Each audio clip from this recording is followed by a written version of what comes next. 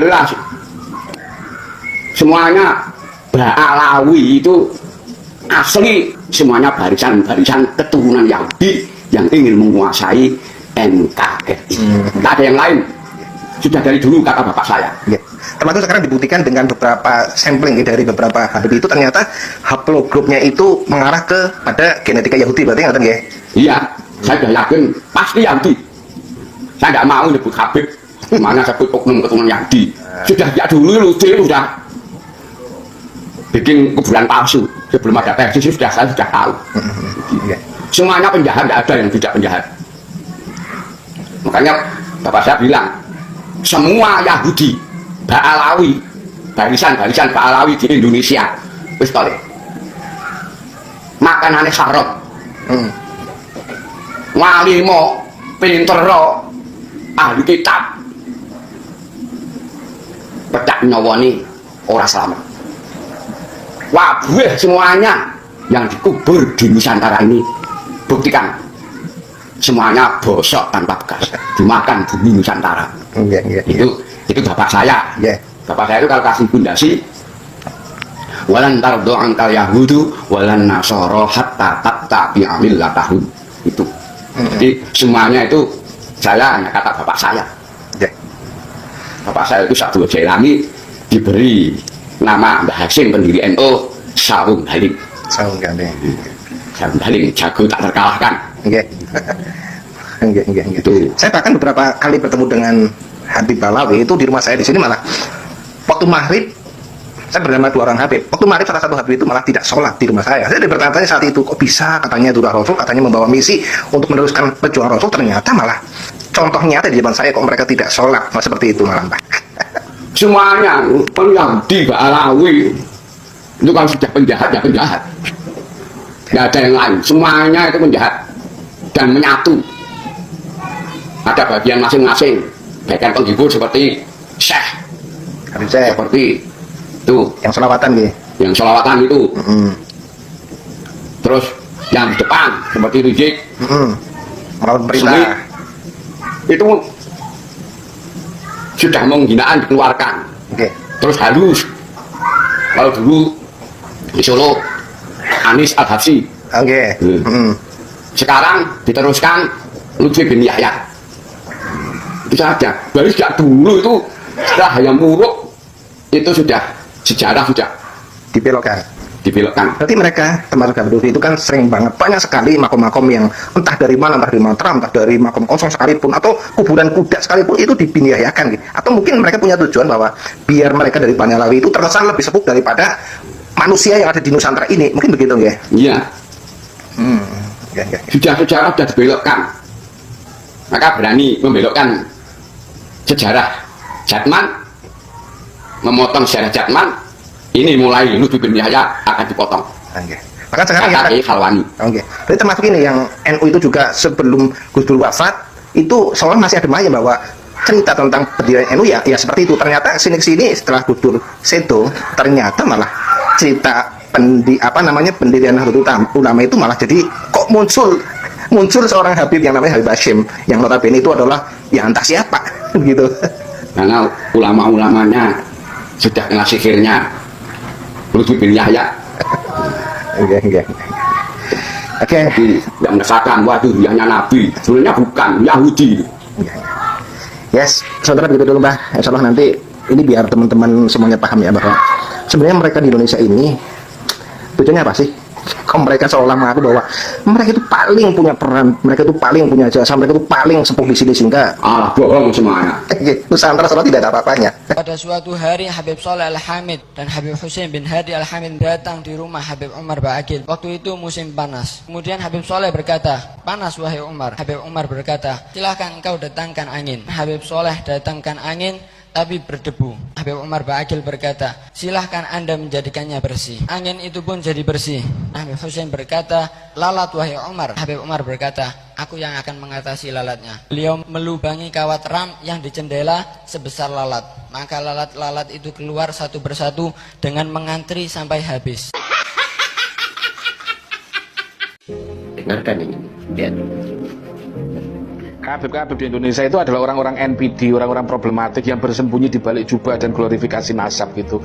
Media sosial kita ini merekam Habib-habib gitu. Jadi siapa sih sebenarnya yang memulai permusuhan ini, sehingga kok kalian menuduh kami orang Nusantara ini PKI, kami ini memecah belah, kami ini mengadu domba gitu, kok malah dituduhkan kepada kita gitu loh.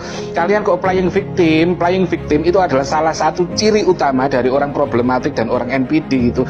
Kalian yang memulai ini. Kiai Nusantara itu nggak ada di atas panggung gitu mau ngejak peperangan, kumpulkan saudari, gimana tempatnya. Tidak pernah orang Kiai Nusantara itu berpidato di atas panggung bawa pedang kemudian diacung-acungkan. Tidak pernah Kiai Nusantara itu menganjing-anjingkan, membabi-babikan Habib gitu. Walaupun Habib sendiri ya ada yang korupsi dana umat dan segala macam, tapi Kiai Nusantara tidak ada seperti itu. Tapi kalian kan yang memulai, kalian mengajak peperangan, kalian membawa pedang di atas panggung kemudian diacung-acungkan. Itu diacungkan ke siapa? Ke teman kalian sendiri sesama Tarim Kadromi apa ke orang Nusantara gitu pertanyaannya. Tidak ada gitu. Terus kalian membabi-babikan, menganjing-anjingkan Kiai Nusantara yang notabene adalah mustasyar PBNU saat itu gitu. Terus sekarang kalian teriak-teriak kami orang Nusantara ini sebagai komunis, kami orang Nusantara memecah belah, kami Nusantara mengadu domba. Loh, yang tak adu domba itu siapa? Yang diadu domba itu siapa? Oh, yang berbuat kalian, kok kalian merasa paling didolimi, kalian playing victim, merasa paling disudutkan, merasa paling disalahkan. Oh, memang kalian yang salah kan. Polemik ini kan awalnya dari kalian sendiri, kemudian memicu respon orang pribumi Nusantara, terus kalian akhirnya sekarang terpojok sendiri dan merasa paling terdolimi, playing victim. Kalian itu memang problematik NPD, kena gangguan jiwa kalian itu. Coba cek ke psikiater gitu, apa yang terjadi dengan otak kalian gitu. Jadi gitu, kok bisa gitu. Kita cuma melakukan perlawanan yang semestinya, mengcounter attack yang semestinya. Dituduh komunis, dituduh PKI, dituduh mecah belah, dituduh mengadu domba. Wong kalian yang mulai kok malah tuduhan itu diarahkan ke kita, playing victim loh. Sing dimayangi, yang dikauli setiap tahun, katanya apal 7 juta hadis.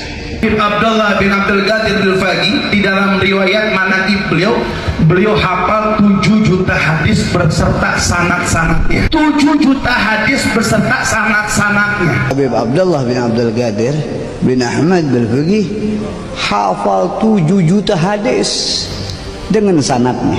Abu Yahya juga beliau mengatakan bahwa beliau sudah hafal hadis itu 7 juta hadis. Bahwa beliau bertemu secara yaqadah dengan Rasulullah SAW lebih dari 200 kali dan hafal 7 juta hadis. Mungkin beliau punya kitab yang kita tidak miliki. Beliau hafal hadis sampai 1.700.000. Beliau muhadis, musnid. Hadis ini hadis langka. Hadis itu mau apa nak 1 juta? Hadis Bukhari itu 4.000, Muslim 4.000. Kalau ada 100 kitab hadis, mentok 400.000. Taruhlah 200 kitab hadis, mentok 800.000. Kalau ada 1.000 kitab hadis, mentok 4 juta. Iki kok jarene hafal 7 juta hadis. Lah ngono kok dipercaya iku lho piye? Ngapusi apa ngapusi?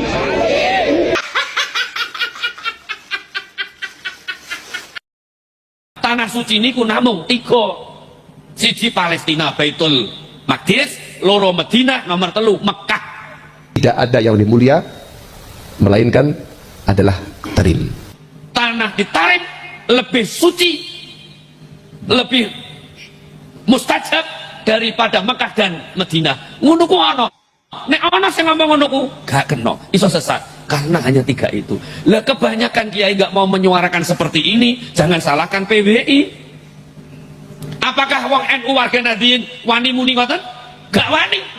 Apakah pengurus NU wani muni ngono? Gak wani. Sing wani sapa? PBI. Laskar Sabilillah. Mereka berdiri tegak, mereka menolak, bukan karena mereka membenci agama, tapi justru karena mereka ingin menyelamatkan agama dari tangan-tangan yang menjadikannya alat politik. PWILS bukan ormas baru. Mereka lahir dari rahim perjuangan para santri, para ulama, para pendakwah yang resah melihat Islam dibajak oleh ormas-ormas radikal.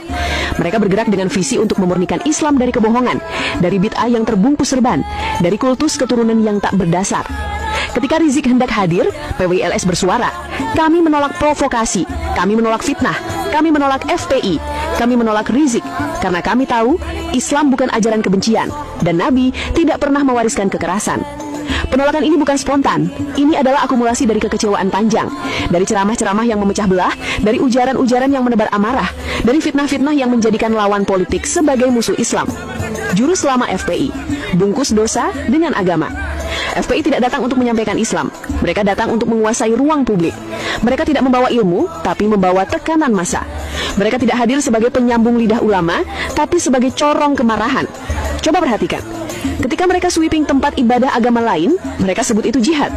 Ketika mereka menghina pemerintah, mereka sebut itu amar makruf. Ketika mereka terlibat bentrok, mereka bilang itu karena membela agama. Padahal semua itu adalah kekerasan sosial yang dibungkus kesalehan palsu.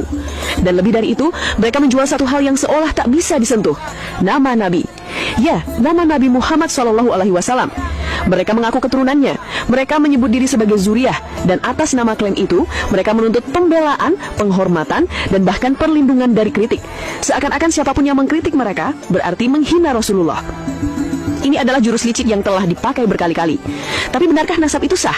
Benarkah mereka adalah keturunan langsung Rasulullah? Atau hanya pewaris klaim? Kritik KHI Madudin Usman, nasab Ba'alawi tak terbukti ilmiah.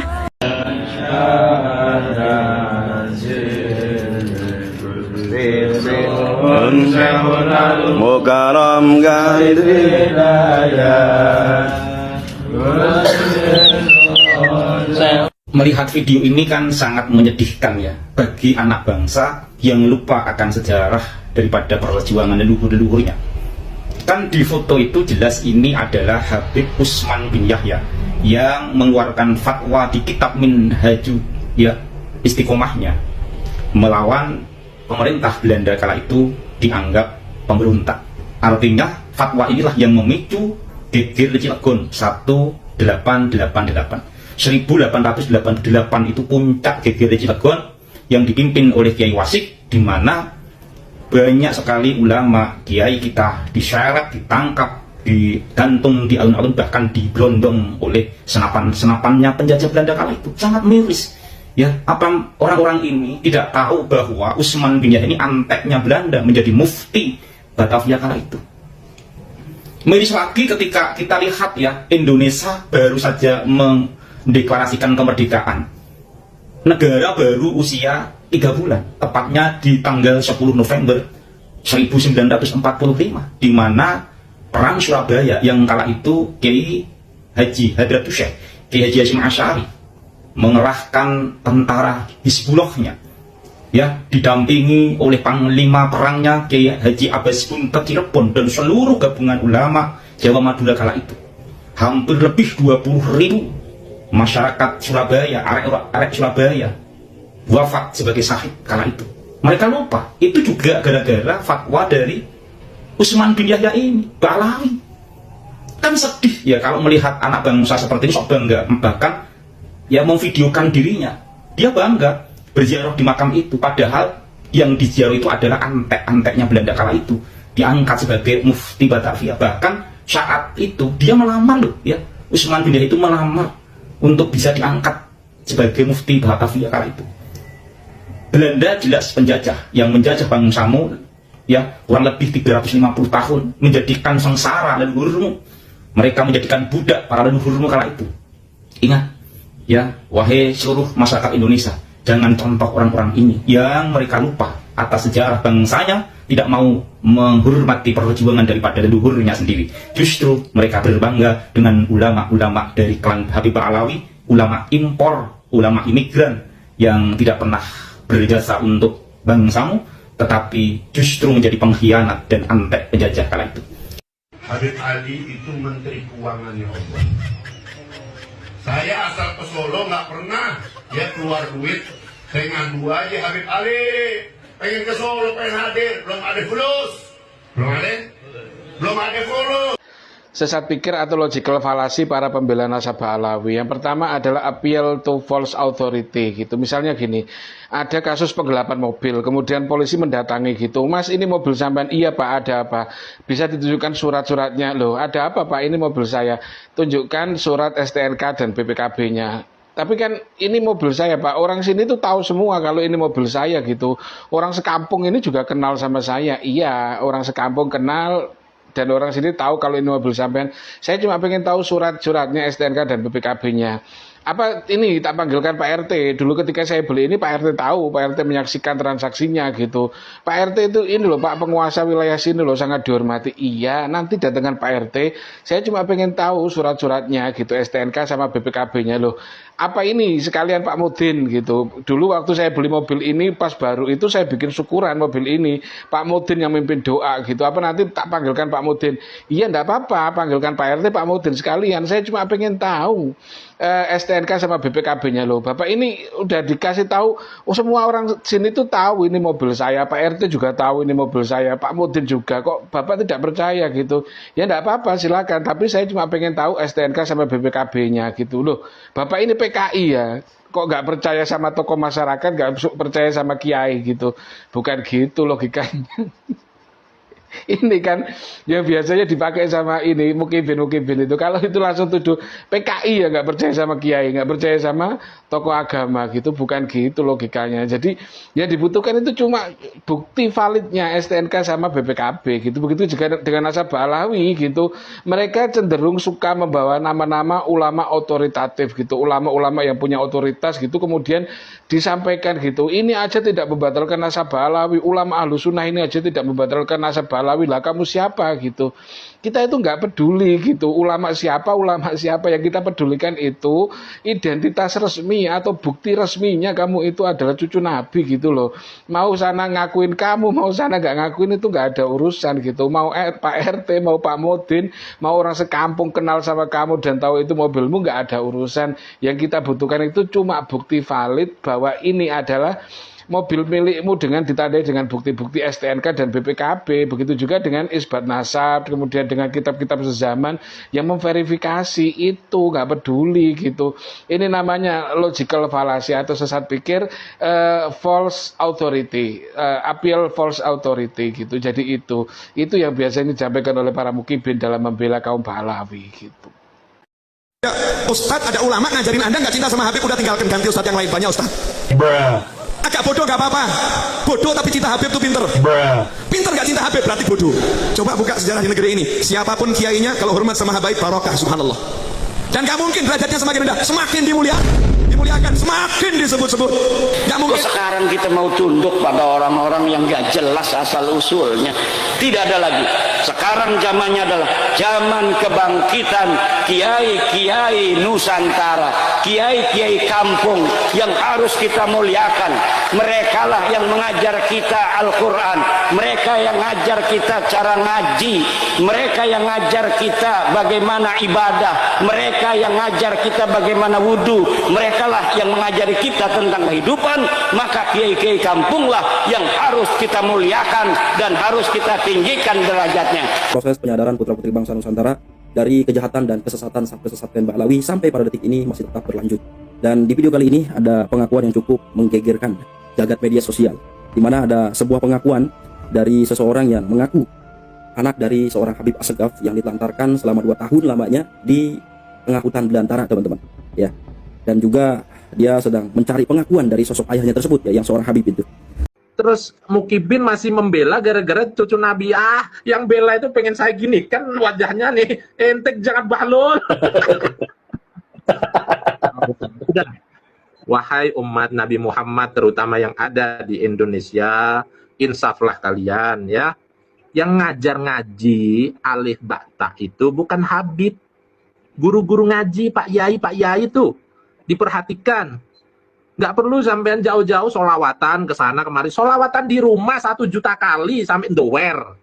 Itu afdal sampean daripada ke sana di pengajiannya Habib.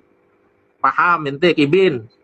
Ya ini video saya ini dipotong sampaikan ke Kibin. Biar siapa tahu ketika melihat video saya Allah menurunkan hidayah ke dia gitu loh. Jadi dia insaf, oh iya ya. Ngapain juga saya ikut pengajian di Habib-Habib ya. Isinya cuman kayak begitu. Ya lebih baik saya baca sholawat aja di rumah sampai 1 juta.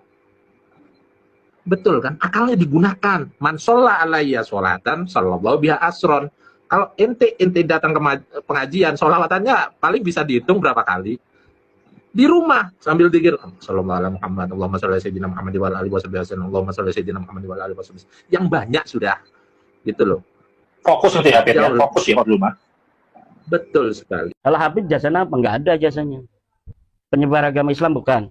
Kan untuk menghormati itu kita harus ada alasan. Orang kaya bagi-bagi duit bukan. Turunan Nabi bukan. Turunan penyebar agama Islam bukan. Pejuang bukan. Apa alasan kita menghormati dia? Tidak ada. Paling bawa-bawa nama ulama, bohong-bohong atas nama ulama zaman dahulu kala yang terkenal seperti Ibnu Hajar. Sesat pikir atau logical fallacy para pembela nasab bagian 2, namanya Gisgalop. Jadi Gisgalop itu dalam perdebatan para mukibin ini menyerang kita atau membombardir kita dengan data-data, kemudian mereka ugal-ugalan dalam menggunakan data gitu. Jadi seolah-olah mereka yang paling ilmiah, seolah-olah mereka yang paling analis data, kemudian menunjukkan lebih dari 5 kitab yang membahas tentang nasab ini, kemudian nama mu'alif-mu'alifnya beserta dengan kutipan-kutipannya. Tetapi kalau walaupun satu kontainer, walaupun satu truk data dihadirkan, tetapi kalau tidak memenuhi 1 relevansi, 2 akurasi, dan 3 koherensi, maka tidak akan ada nilainya, nol besar data yang digunakan itu. Jadi relevansi itu ada hubungannya enggak dengan kasus yang dibahas antara abad 4 sampai abad 7 itu. Akurasi apakah ketika data itu disampaikan bisa langsung menjadi solusi problem solving dari abad 4 dan sampai abad 7 itu atau tidak. Kemudian koherensi, apakah data itu berbicara dari hulu sampai hilir itu dengan nada yang sama, misalkan abad 4, kemudian abad 5, abad 6, abad 7 sampai abad 19 dan 20 ceritanya atau beritanya, informasinya itu sama, koheren, maka itu bisa diterima. Tetapi kalau ada missing yang begitu panjang, blank spotnya, ini 5 abad dari hulu tidak ada ceritanya, tapi tiba-tiba di hilir kok ada cerita, dari abad 4, 5, 6, 7 gak ada cerita tentang itu, kok kemudian abad 9 ada cerita dengan sampai hari ini, itu nggak koheren gitu. Jadi walaupun segudang data ditunjukkan, tapi kalau tidak ada relevansinya, tidak ada akurasinya, dan tidak ada koherensinya, maka ya nol besar gitu. Mereka tahu banget gitu. Jadi mereka sedang menggunakan teori, kalau nggak salah namanya Brodolinis Law. Brodolinis Law itu hukum omong kosong gitu. Jadi mereka menggunakan omong kosong dalam perdebatan untuk membuat lawan debat mereka itu kelelahan, karena mereka tahu untuk melawan omong kosong itu jauh lebih banyak memakan energi daripada untuk menciptakan omong kosong itu gitu. Kemudian lagi gini, seolah-olah diprotesis itu nggak punya banyak data. Ya memang nggak punya banyak data, karena sejarah itu menulis peristiwa, bukan meniadakan peristiwa atau menulis sesuatu yang nggak ada gitu. Jadi istilahnya itu argumentum excellentio. Ketidakdisebutan itu adalah sebuah data gitu. Seseorang sosok yang sangat terkenal diagung-agungkan dan sosok itu seharusnya tercatat sebagai sejarah, tetapi kok tidak tercatat sebagai sejarah. Dalam sejarah itu namanya argumentum excellentio, ketidakterkenalan, ketidakcatatan, dan kesunyian dari tokoh itu ya menunjukkan ketiadaan gitu loh. Jadi sejarah itu menulis peristiwa, bukan meniadakan peristiwa gitu. Jadi itu teman-teman protesis yang berdebat dengan orang-orang yang sok paling ilmiah, yang sok paling analis data, kemudian menyodorkan banyak kitab, kemudian menyodorkan nama mu'alif kitab, itu nggak apa-apa, silakan mereka gitu. Tapi tarik lagi kembali bahwa kitab-kitab yang disodorkan itu, data-data yang diberikan itu bisa menjawab nggak permasalahan abad 4 sampai abad ke-7 gitu. Kalau ternyata tidak targeting, tidak akurat untuk menyelesaikan masalah itu dan tidak ada relevansinya, ya buang saja data-data itu, nggak ada gunanya. Mereka cuma menggunakan omong kosong untuk perdebatan itu gitu. Jadi itu namanya logical fallacy Gisgalop, membombardir menggunakan data secara ugal-ugalan tetapi nggak ada akurasinya, nggak ada relevansinya, dan nggak ada koherensinya gitu. Jangan merasa minder, mereka nggak pinter, justru mereka bodoh karena tidak tahu relevansi antara data dengan masalah yang sedang dibicarakan. Satu Habib Jahlul sekalipun itu lebih baik daripada 70 kiai, tersinggung nggak digituin, marah nggak digituin. Hanya manusia yang tidak punya rasa jiwa nasionalis, yang tidak tersinggung dengan ucapan mereka. Hanya ustadz dan kiai yang tidak punya rasa jiwa nasionalis, yang tidak tersinggung dengan ucapan mereka. Diam saja, digituin kalian diam. Ketika ada pemuda yang membongkar kebohongan mereka, ingin membongkar kebobrokan mereka, kalian malah menghujat si pemuda itu. Jiwa nasionalis kalian kemana? Bukannya membela, malah mencaci, malah memojokkan dengan alasan itu. Mikir pakai otak. Pribumi direndahkan, pribumi diinjak-injak, dicaci, dimaki, seorang pemimpin difitnah. Kalian kemana? Mengapa polemik nasab ini terjadi? Apakah teman-teman semua ada yang tahu kronologinya seperti apa? Begini ceritanya. Berawal dari gerakan Robitoh Alawiyah yang ingin menghapuskan trah keturunan Wali Songo. Gerakan ini terencana dalam rapat besar seluruh Habib Yaman yang ada di Indonesia dalam organisasi mereka yang bernama Robitoh Alawiyah. Dalam rapat itu dihadiri para godfather dari Habib Yaman. Di antaranya ada Habib Lutfi bin Yahya dan juga ada Rizik Syihab dan lain sebagainya. Dalam agenda rapat tersebut, mereka mempunyai agenda yaitu satu, mengakui sejarah leluhur bangsa Indonesia. Rubah sejarah leluhur bangsa Indonesia menjadi sejarah Habib Yaman. Yang kedua, akui Wali Songo sebagai bagian dari Habib Yaman, tapi keturunannya tidak ada. Dan jika ada orang yang mengaku sebagai keturunan Wali Songo, maka itu adalah dusta dan hanya ingin menipu. Assalamualaikum warahmatullahi wabarakatuh. Salam kenal dengan saya Heri Gunawan. Dalam kesempatan kali ini saya ingin membahas atau mengajak para sahabat untuk membahas salah satu perdebatan yang sangat lama di kalangan umat Islam di Indonesia, yakni memicu perdebatan panas, ada yang setuju dan ada pula yang sangat tidak terima. Jadi topik yang akan kita bahas ini adalah topik mengenai nasab para Habib Ba'alawi, yang dimana mereka mengklaim bahwa nasab mereka tersambung kepada Nabi Muhammad SAW, sedangkan kelompoknya Haji Madudin Usman Al-Bantani memberikan bantahan tentang hal tersebut. Saya mau sampaikan pandangan pribadi saya yang setelah saya pelajari dari berbagai sumber, seperti buku sejarah, kajian ulama, dan tentu saja pandangan dari Haji Madudin Usman Al-Bantani atau Kiai Imad yang sempat viral baru-baru ini. Saya setuju sepenuhnya dengan tesis Kiai Imad bahwa keturunan Ba'alawi memang bukan keturunan Nabi Muhammad SAW. Mengapa saya berpendapat demikian? Mari kita saya membahas beberapa alasan yang ini ingin saya ungkapkan menurut pandangan saya pribadi. Sebelum kita masuk lebih jauh, saya mau pasangkan batas jelas di awal. Video ini sama sekali tidak bermaksud menghina, merendahkan, atau membenci golongan manapun. Namun tujuan saya hanya cuma meluruskan pendapat saya mengenai fakta sejarah dan kajian nasab, serta menjelaskan kenapa kita tidak perlu saling bermusuhan hanya karena perbedaan pandangan atau berbeda pendapat. Kalian boleh mendukung para Habib, dan saya boleh setuju dengan tesis dari Kiai Haji Madudin Usman Al-Bantani. Hal ini bukan untuk memecah belah, tapi maksud saya merupakan silaturahmi antar pendapat. Sebenarnya saya tidak langsung menyimpulkan hal itu begitu saja. Saya dulu juga tumbuh dengan anggapan umum, kalau ada orang dipanggil Habib berarti itu sudah cucu Nabi, ataupun keturunan Nabi, ataupun keturunan langsung dari Nabi Muhammad SAW.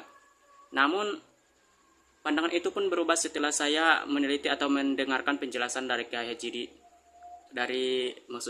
Madudin Usman Al-Bantani atau Kiai Imad, di mana Kiai Imad telah memberikan bukti-bukti yang lengkap bahwa memang banyak sekali kitab nasab yang diakui dari berbagai pihak, termasuk catatan yang ditulis oleh dari kalangan mereka.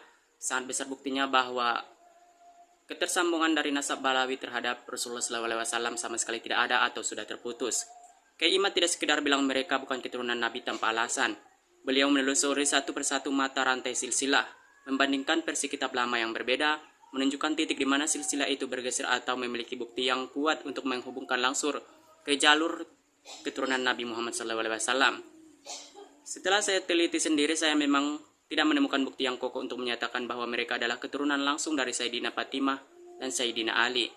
Dari hal ini, penting untuk disampaikan kesimpulan yang disampaikan oleh Kiai Haji Madudin Usman Al-Bantani ini memang benar, bahwa para Habib Ba'alawi sama sekali tidak memiliki bukti yang kuat bahwa mereka adalah keturunan Nabi Muhammad SAW.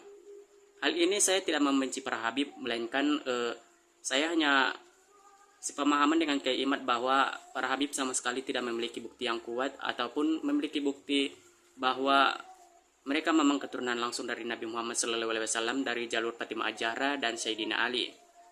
Dan inilah yang paling penting saya sampaikan. Kesimpulan ini saya ambil karena saya berusaha jujur dengan fakta, bukan karena ada dendam, bukan karena ingin menjatuhkan, dan bukan karena saya membenci keturunan Ba'alawi atau keluarga Ba'alawi. Ini cuma meluruskan klaim yang menurut saya tidak didukung bukti sejarah yang cukup. Hal ini saya setuju dengan Kiai Haji Madudin Usman Al-Bantani. Supaya kita tidak bingung, mari kita mulai dari hal yang disepakati seluruh ulama sejarah. Nabi Muhammad SAW memang memiliki beberapa putra, seperti Qasim, Abdullah, Ibrahim, tapi semua putra beliau wafat. saat masih bayi atau kecil, belum sampai dewasa, belum menikah, dan tentu saja belum memiliki anak. Jadi tidak ada satupun keturunan Nabi yang berasal dari jalur laki-laki.